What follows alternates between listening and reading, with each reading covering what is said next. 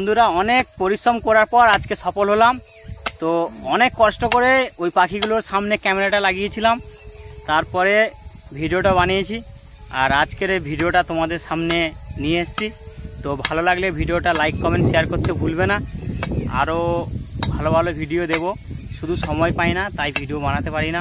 তো যেটুকুনি সাপোর্ট করেছো সবাই খুব ভালো করেছো, আর খুব ভালোবাসি সবাইকে। একটু সাপোর্ট করে যাবে এই ভাইটাকে।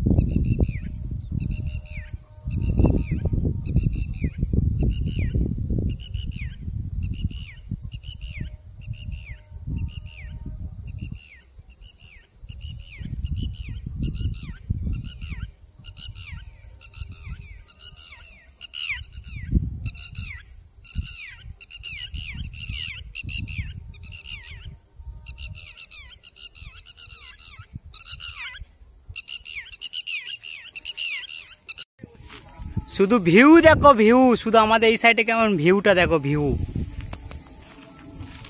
রয়েছি শুধু এই এদের পাখিগুলোকে নিয়ে ভিডিও বানাবো বলে।